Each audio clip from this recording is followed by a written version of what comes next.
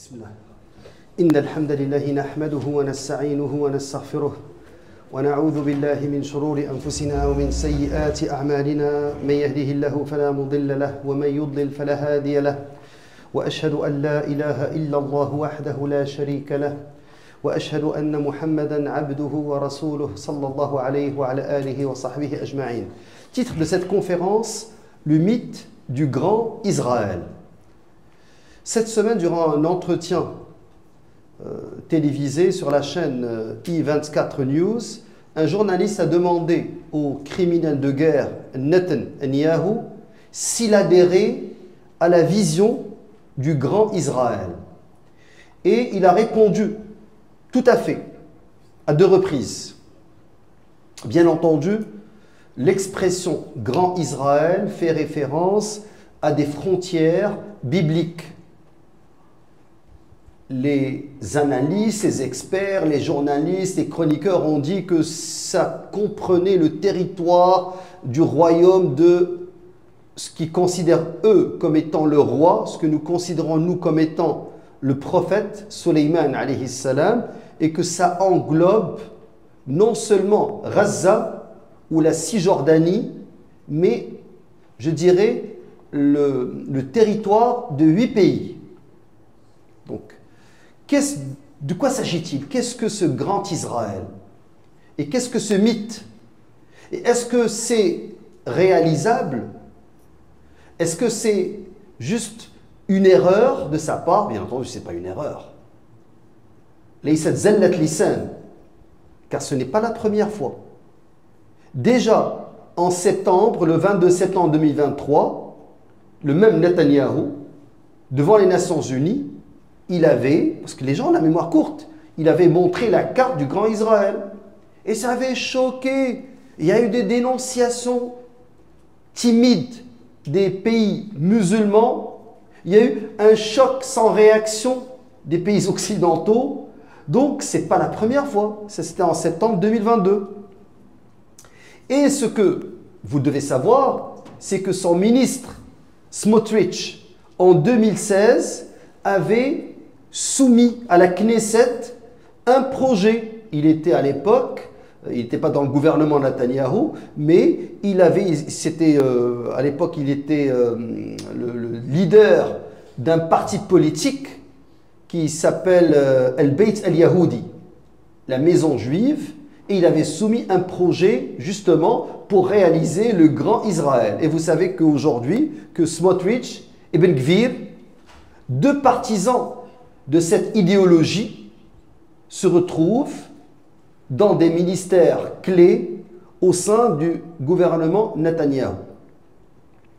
Donc, pratico-pratique, ce grand Israël dont rêvent Smotrich, Ben Gvir et Netanyahou, ça englobe, toute la Palestine historique. Ça englobe le Liban, tout le Liban. Ça englobe toute la Jordanie. Ça englobe 70% de la Syrie. Ça englobe la moitié du territoire irakien. Ça englobe, sixièmement, à peu près le tiers de l'Arabie Saoudite, la partie nord. Ça englobe le quart du territoire égyptien. Et 8, ça englobe une partie du Koweït. C'est ça, cette fameuse carte dont parle Netanyahou, et il dit qu'il veut réaliser ce mythe, ce projet. Bien entendu, les réactions, rapidement. Les pays arabes ont réagi avec vigueur, je parle de l'Égypte, les pays qui sont concernés. La Jordanie, ils ont dit qu'ils étaient des fidèles alliés de l'Occident, des États-Unis. L'Égypte, elle a dit qu'elle tenait à la paix signée avec l'entité sioniste et que normalement le Sinaï doit être ard manzou'at silah, démilitarisé, et que normalement Israël devait respecter les conventions de paix, les ententes, les pactes signés avec, vous savez très bien, La uhud lahum. Ils n'ont aucun pacte, mais toujours ces gens-là, ils croient, subhanallah, au mirage. Il y a certains pays qui ont dénoncé avec vigueur, d'autres ils ont dénoncé avec un langage plus diplomatique. Les Émirats arabes unis, Al-Bahreïn et le Maroc ont rappelé qu'il faut respecter les droits des Palestiniens et qu'il faut vraiment s'attacher à la solution des deux États. Un État israélien et un État palestinien. Réaction des pays occidentaux, des dénonciations. Je vous rapporte ce qui est dans la presse internationale. Et je vous cite un article d'Al Jazeera qui fait le résumé. Ben, ils disent les États occidentaux ont dénoncé en coulisses, timidement. Timidement en coulisses. Imaginez, il y a un dirigeant aujourd'hui de n'importe quel pays qui annonce vouloir englober, coloniser, attaquer d'autres pays. Les Nations Unies vont se réunir, le Conseil de sécurité va imposer des sanctions, vous allez voir des analyses, des experts, ça t'arrête de donner. Mais quand il s'agit du petit, je ne vais pas dire bébé, de l'enfant illégitime, pour ne pas dire bâtard, de l'Occident, dans cette région, qui est l'entité sioniste, ben c'est un enfant illégitime gâté. On peut lui permettre d'annoncer ses intentions impérialistes, vouloir attaquer d'autres pays sans qu'il y ait de conséquences.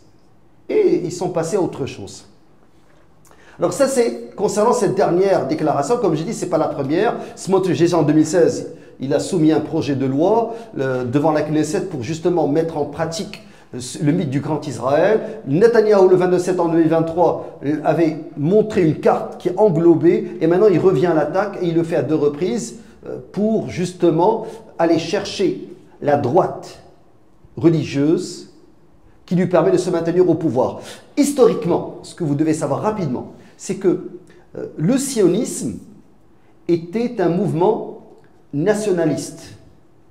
Et c'était un mouvement nationaliste promu par des militants qui n'étaient pas nécessairement religieux. Donc ils étaient plus en lien avec le socialisme, avec le travaillisme. Ce n'étaient pas des religieux.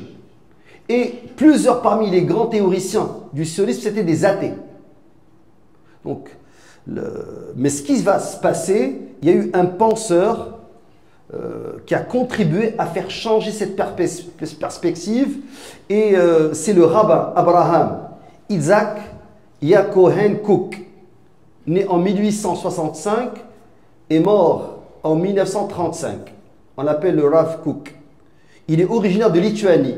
Lui, quand il est arrivé en Palestine en 1904, l'année du décès de Herzl, le fameux sioniste, alors c'est à ce moment-là qu'il va commencer à développer cette idée dans son école talmudique. Donc c'est une vision talmudique qu'il appelle la Yeshiva, Merkaz Harav. Alors qu'est-ce qu'il va faire? Il va rallier des orthodoxes au sionisme, et il va donner une perspective biblique, talmudique à l'occupation de la terre. Donc ce n'est plus un mouvement nationaliste laïque, mais c'est devenu un mouvement religieux qui va commencer à infiltrer le sionisme et commencer à devenir une partie prenante.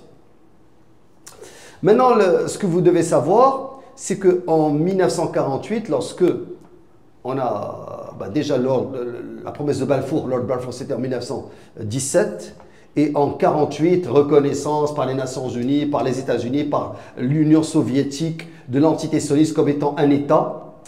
À ce moment-là, la plupart des dirigeants israéliens étaient laïcs. Ce n'étaient pas ils étaient aussi athées, donc ce n'étaient pas des religieux.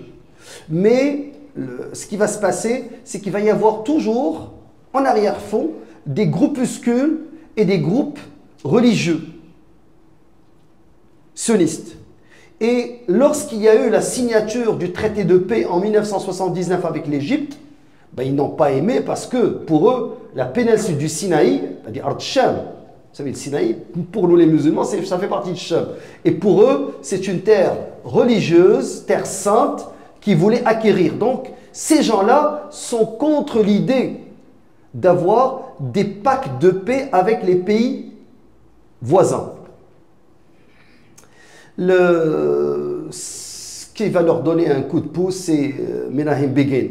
Begin qui a été Premier ministre de 1977 à 1983. Il va cofonder le Likoud, l'actuel parti de Netanyahou. Et ce Likoud est un adepte de ce qu'on appelle le sionisme révisionnisme. Donc le sionisme révisionniste. Et ils sont attachés à l'idée du grand Israël. Donc le Likoud, par rapport aux travaillistes, déjà en partant, est un parti qui est un adepte. Quand je dis le grand Israël, ils ne limitent pas, ils ne disent pas les limites du Nil au Jourdain. Il a le Nil et le Forat. Mais ils ne vont pas le dire, ils vont rester flous sur leurs intentions, contrairement à des groupuscules et à des partis politiques qui sont très minoritaires, mais qui vont servir à la base électorale de Netanyahou et qui vont lui permettre de se maintenir au pouvoir. Parce que Netanyahou, qui est adepte de cette idée, est au pouvoir maintenant depuis combien? Plus de 15 ans. Et n'oubliez pas une chose, c'est que Netanyahou, qui est le fils d'un fasciste qui vivait aux États-Unis et qui a plusieurs grands milliardaires qui le soutiennent, a œuvré, a fait beaucoup de lobbying pour que les États-Unis s'attaquent à l'Irak et que l'armée irakienne soit démantelée. Ensuite, ils ont tout fait pour qu'il y ait une implosion en Syrie.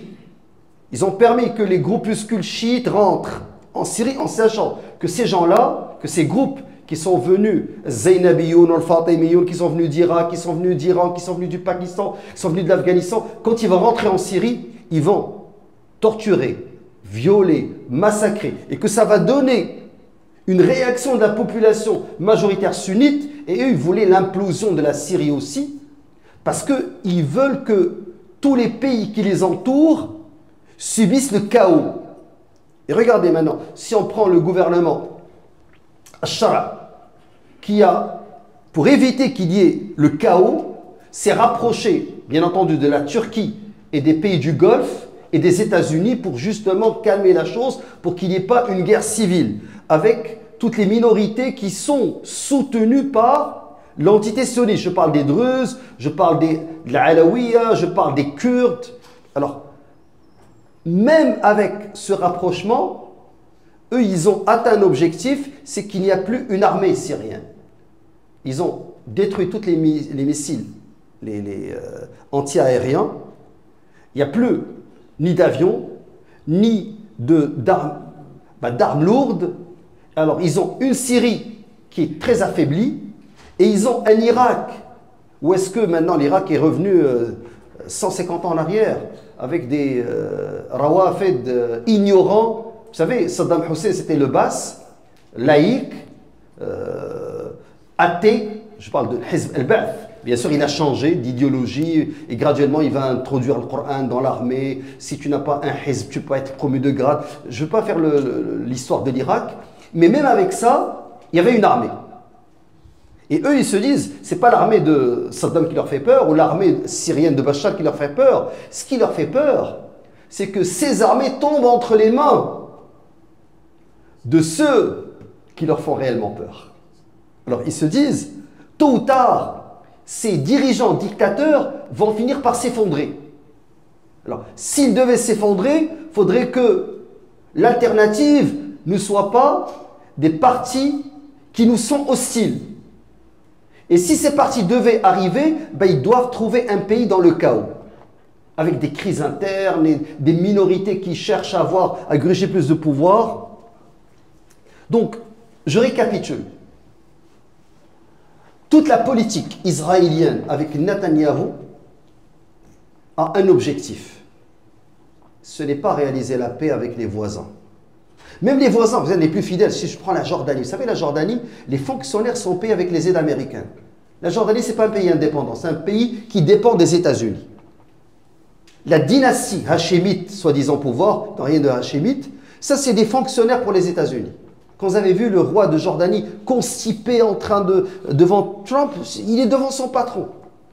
Si les États-Unis coupent les fonds, le système jordanien s'écroule. Et la Jordanie, c'est la moitié de la population, c'est des Palestiniens réfugiés. D'ailleurs, le roi, il s'est marié d'une Palestinienne, juste pour calmer une roturière. Pour calmer la population, pour rallier la moitié de la population qui est, c'est Bédou.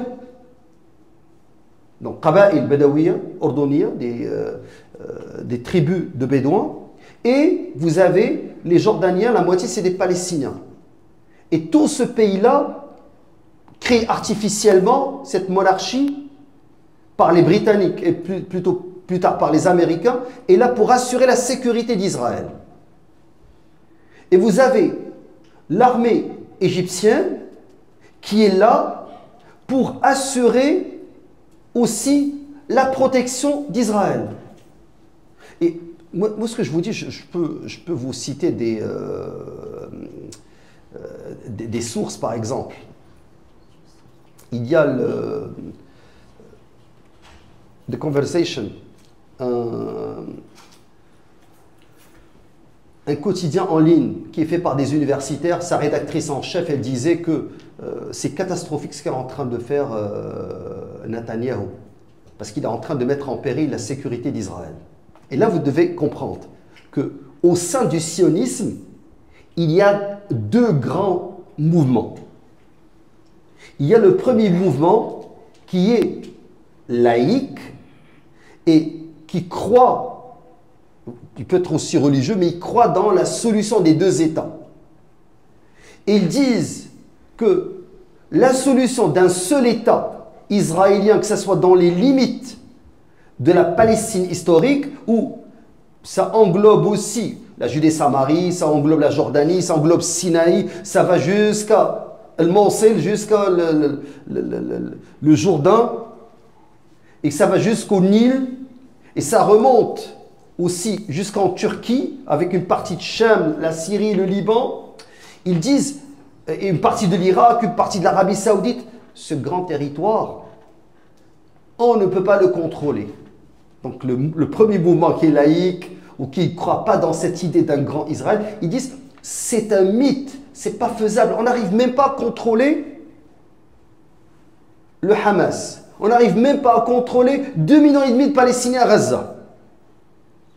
On n'arriverait même pas à contrôler tous les Palestiniens qui vivent au Liban, en Jordanie, Haq al-Aouda, ceux qui veulent revenir. Déjà, les 8 millions qui sont sur le territoire, soi-disant, occupés, s'ils devenaient des citoyens israéliens, ils vont avoir les mêmes droits, ils ont déjà un parti au Knesset, on va devoir les traiter comme des citoyens à part entière et on va se retrouver comme l'Afrique du Sud à faire de l'apartheid. Et tôt ou tard, il va y avoir une implosion à l'intérieur et ça sera incontrôlable. Donc, les jeter dans les camps de réfugiés au Liban, en Jordanie, en Syrie, à Gaza, en Cisjordanie, ça nous permet de respirer. Mais s'ils devaient rentrer dans un même territoire, ça va être catastrophique. Et même nos citoyens juifs vont quitter parce qu'ils ne pourront plus vivre avec autant de tensions. Donc ça, c'est le premier argument pourquoi ils sont contre cette idée-là. Parce qu'elle n'est pas réalisable, c'est un mythe. Deuxième chose, ils disent, pourquoi s'attaquer à nos alliés jordaniens, nos alliés égyptiens, s'attaquer à un gouvernement aussi pacifique, pacifiste, aussi proche que l'Arabie Saoudite. Nous, si on détruit Gaza, c'est grâce aux moyens américains obtenus par l'Arabie Saoudite. Nous, si on survit, c'est grâce au gaz que Sisi nous vend à rabais. Si on est en train de survivre, c'est grâce à la protection de nos frontières par la Jordanie et par le nouveau gouvernement libanais maintenant, qui va désarmer le Hezbollah. Et donc, on a des voisins qui sont dignes de confiance. Nous avons des dirigeants dans les pays arabes qui finance nos guerres. Vous savez, Trump, il est parti au Qatar et en Arabie Saoudite, il a pris des milliards, des trillions, il est revenu et, vous savez, avec l'intelligence artificielle, écrivait comment Israël obtient son armement. Et vous allez voir combien de milliards et comment les stocks d'armement israélien ont été renouvelés par les Américains. Où est-ce que les Américains ont obtenu l'argent? L'Arabie Saoudite. Donc, pourquoi s'attaquer à des pays alliés qui nous protègent, qui nous aiment? Pourquoi faire la guerre avec des dirigeants dans des pays qui nous garantissent notre sécurité? Imaginez que si on fait la guerre, que ces régimes s'écroulent, c'est vrai, ça va être le chaos, mais ça va être incontrôlable. Il y a des groupuscules, des groupes qui attendent ça, pour que le front soit ouvert avec l'Irak, avec la Syrie, avec la Turquie, avec le Liban, avec la Jordanie, avec l'Égypte. Imaginez comment assurer le contrôle de ces frontières avec des groupes qui n'attendent. Mais c'est qui ils n'attendent que ça. Ça va être un déferlement. Et ils disent, ces messianistes, ces talmudistes, ne mesurent pas la gravité de leurs gestes. Ça, c'est les premiers. Donc, ils disent, un, on est contre parce que c'est pas réalisable. Deux, parce que ça va conduire à l'effondrement de nos alliés. Trois, parce qu'avec nos alliés au pouvoir, on obtient déjà tout ce qu'on veut sans combattre. Et qui va combattre? Vous avez vu comment Trump a accueilli Poutine, qui est déclaré criminel de guerre par toute l'Europe. Il vient de le rencontrer. C'est que l'Europe, c'est la vieille dame. Elle est vieillissante. Elle ne peut plus combattre. Elle n'a plus d'armée. Elle compte sur vos enfants, les immigrants, que vous venez faire des enfants pour les prendre, les incorporer dans son armée, pour faire tourner son économie. Donc, il reste les États-Unis et la Russie. Est-ce que les Américains sont prêts à vivre un autre, je ne vais pas dire Vietnam, un autre Afghanistan? Vous avez vu comment ils ont quitté l'Afghanistan? Un autre Irak. Vous avez vu ce qui s'est passé à Fallujah et comment les tambours rentraient, au point que Bush était obligé d'arrêter. Donc, est-ce que les Américains sont prêts à combattre pour Israël? Oui, ils peuvent donner de l'argent, mais combattre et recevoir des centaines de morts, des milliers de défigurés, de démembrés, ils ne sont pas prêts à faire ces sacrifices. Même avec un faux pouvoir comme Trump.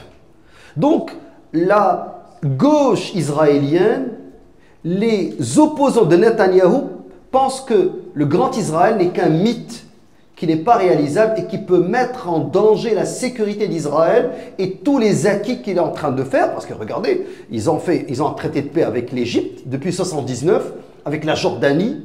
Ensuite, il y a eu les accords de Oslo de Madrid avec l'autorité palestinienne. Ils ont des accords d'Abraham avec les Émirats arabes unis, avec le Bahreïn, avec le Maroc, avec le Soudan. Sous la table, ils sont en train de négocier avec Ibn Salman pour que l'Arabie Saoudite fasse la normalisation. Donc, d'une certaine manière, les opposants de Netanyahou voient d'un très mauvais œil ce qu'il est en train de faire parce qu'ils disent que ce mythe du grand Israël va affaiblir notre sécurité et va ouvrir un front incontrôlable. Et ça va conduire à, non pas au grand Israël, mais ça va conduire à la fin d'Israël. Inch'Allah. Donc c'est ce qu'ils disent. Donc, maintenant, moi, ce que j'ai fait hier dans Khutbat al-Jumu'ah, et faute de temps que je ne vais pas faire aujourd'hui, c'est que, quelle est notre attitude, nous les musulmans? La première des choses qu'on doit savoir, c'est que le musulman ne juge pas les faits politiques et les événements avec le même œil que Banu Ilman. Allah Azza wa Jal, qu'est-ce qu'il nous a dit?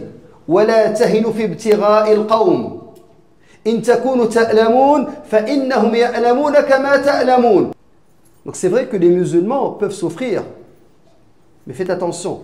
Sayyid rahimahullah, il a dit, Sayyid Qutb, إِنَّهُنَّ كَلِمَاتٌ مَعْدُودَاتٌ, c'est des paroles comptées. يضعن الخطوط الحاسمة ويكشفن عن الشقة البعيدة بين جبهتي الصراع, entre les deux fronts du conflit.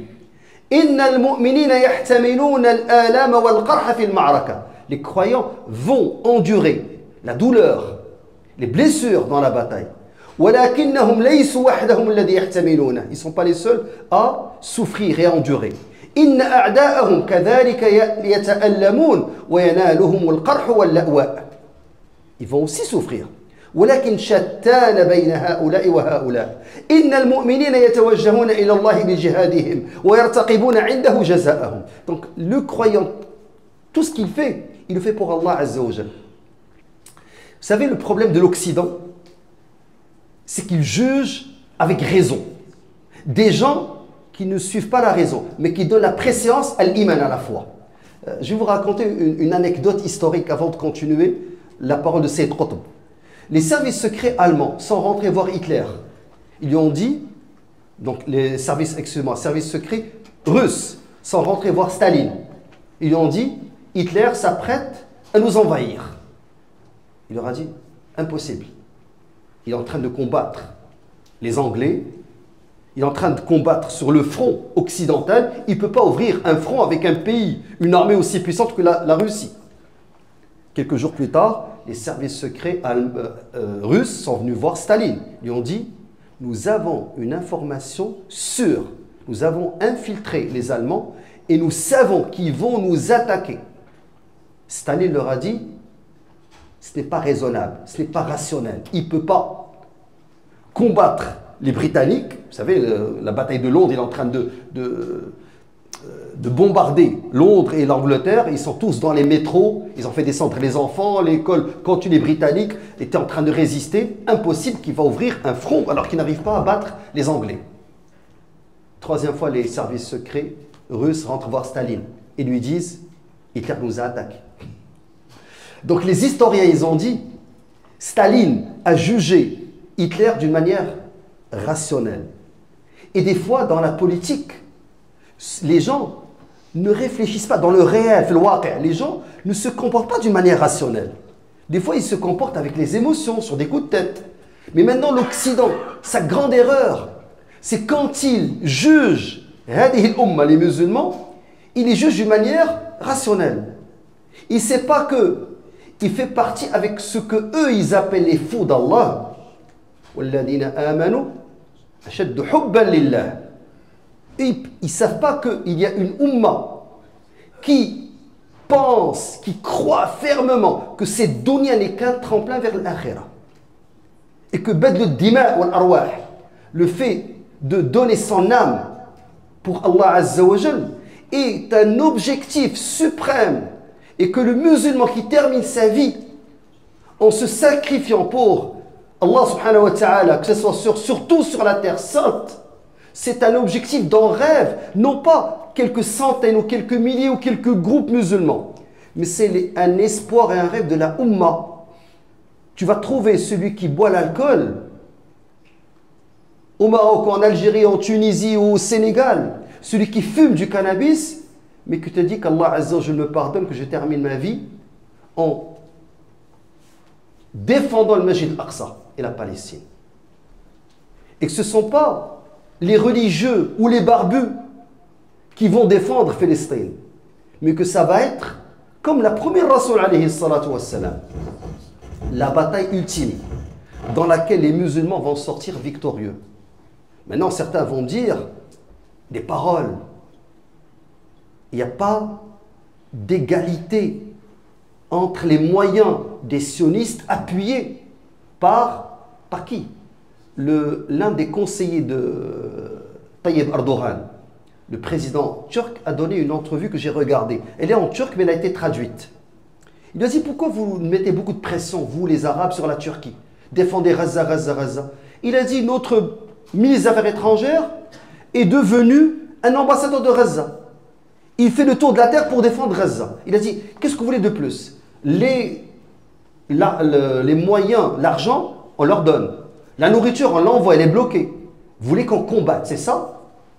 Mais vous ne le dites pas. Vous voulez que la Turquie rentre dans un combat contre Israël. Il a dit, la Turquie, regarde ce qu'il a dit. Je ne dis pas que je suis d'accord avec lui, mais je vous rapporte ses paroles. Il a dit, la Turquie ne peut pas combattre les États-Unis, l'Angleterre, la France, l'Allemagne, l'Italie et peut-être aussi la Russie. Il a dit, il s'agit d'un seul front. Israël ne représente que la tête d'une alliance internationale. Et il faut appeler un chat un chat. Israël n'est pas juste une entité, une garnison, un pays. C'est un pays qui a été implanté dans cette région pour scinder Al-Mashriq an al-Maghrib. C'est un projet de l'Empire britannique. Lord Balfour en 1917, quand il a fait la promesse, c'était pas juste sur un coup de tête. Non, c'est une vision stratégique. Et l'Angleterre disait que tu ne peux pas contrôler l'Orient. Quand ils ont décomposé l'Orient en Proche, Moyen, Extrême-Orient, tu ne peux pas le contrôler sans scinder Al-Mashriq an al-Maghrib. Il faut diviser le Maghreb du Mashriq. Un. Deux, il faut attiser les rivalités ethniques, sectaires, le sectarisme. Tu t'en vas en Irak, tu provoques une guerre civile entre chiites et sunnites. Tu t'en vas au Maghreb, tu provoques une guerre entre Amazirs et entre Arabes. Tu t'en vas en Turquie et avec les Kurdes, tu provoques une guerre entre les Kurdes et les Turcs. Tu t'en vas en Syrie, les Druzes, les Alaouiyines, les Akrad, et tu dois provoquer une guerre interne. L'Empire britannique le disait, Israël l'applique. Tu ne peux pas contrôler 2 milliards si tu ne les affaiblis pas. Et pour les affaiblir, dès que tu as un pays qui constitue un danger, comme l'Irak, l'armée irakienne, mais qu'est-ce que tu fais? Tu l'affaiblis, tu le divises, tu l'attaques, les Américains ont fait le travail. Par la suite, c'est des groupes sectaires de chiites qui vont s'entretuer avec Al-Sunna et ça va affaiblir ce pays, même si Al-Haq prennent le pouvoir. La Syrie aujourd'hui par exemple, même s'ils prennent le pouvoir, tu as un pays où il n'y a pas de défense anti-aérienne, tu n'as pas d'armes lourdes et tu as des groupes sectaires qui vont te ronger de l'intérieur. Donc, malhal, quelle est la solution? La première des choses qu'on doit savoir, c'est que, et je vais continuer la parole de Sétrope, c'est au niveau de notre endurance. Il a dit, فأما الكفار فهم ضائعون مضيعون لا يتجهون لله لا يرتقبون عنده شيئا في الحياة ولا بعد الحياة. Donc les mécréants, ce qui nous intéresse, c'est la vie ici-bas, nos intérêts géostratégiques, pas plus. Même s'ils vont faire quelques sacrifices, ça ne sera jamais comme le croyant qui ne vise pas la vie ici-bas, mais qui vise l'au-delà. فإذا أصر الكفار على المعركة, donc s'ils veulent absolument la bataille, فما أجدر المؤمنين أن يكونوا هم أشد إصرارا. Donc s'ils la veulent, les musulmans, les croyants doivent la vouloir plus que eux ils la cherchent. لا تتمنوا لقاء العدو, dit le prophète sallam. N'espérez pas la rencontre de l'ennemi. Mais si vous les rencontrez, qu'est-ce que vous devez faire? اذكروا الله كثيرا واثبتوا. Donc vous citez énormément Allah Azza wa Jal et soyez fermes. وإذا احتمل الكفار آلامها فما أجر المؤمنين بالصبر على ما ينالهم من الآلام. Et Gaza aujourd'hui, c'est l'application de ce que Sayyid Qutb a écrit. Tu les vois sous les tentes, on est sous l'air climatisé. Ils sont sous les tentes. Wallah ya ikhwa, les femmes n'ont pas de serviette hygiénique akramakumullah. Les bébés n'ont pas de couche. Il n'y a pas de nourriture, il n'y a pas de médicaments, il n'y a pas d'eau potable. Les gens vivent dans des conditions que vous ne pouvez pas imaginer. Mais qu'est-ce que tu entends généralement? Alhamdulillah. Tu vois une mère qui est en train d'enterrer son fils, elle dit ahsabuhu shahidan 'inda Allah. Hada al-iman. C'est la foi qui parle. Et comme j'ai dit, c'est pas rationnel. Ok, la bataille d'Alger, est-ce qu'elle était rationnelle?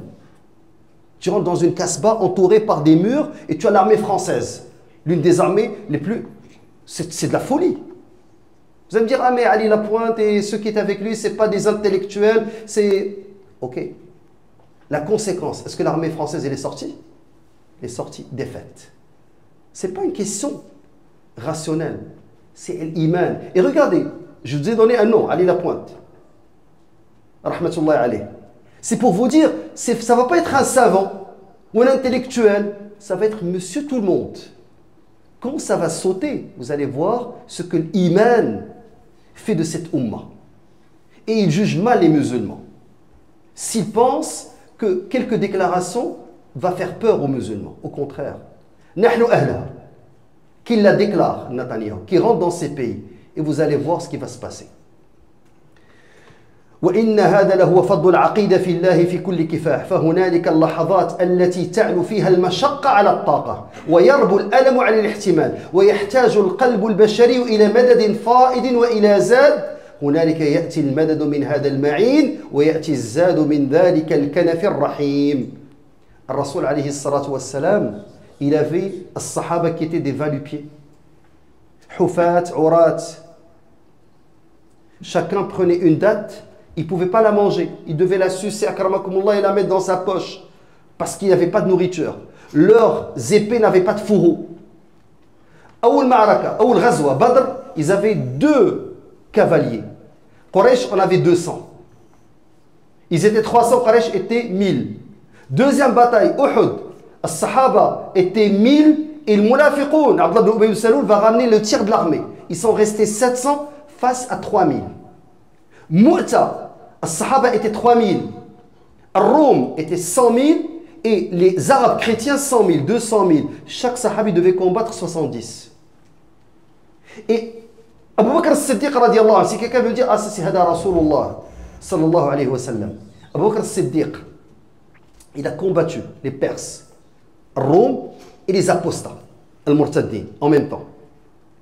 Et les Sahaba radiallahu anhum, les musulmans, n'avaient pas le même armement que les Perses et les Byzantins, Rome. Ils n'avaient pas le même armement. Et le Rasoul n'aura pas dit on va attendre de développer les mêmes armes, qu'on soit à égalité avec eux pour les combattre. Attention, je ne vous dis pas que le musulman doit chercher la confrontation quand il n'est pas prêt. Mais si il est placé dans une situation où est-ce qu'il ne doit que combattre, il faut qu'il combatte.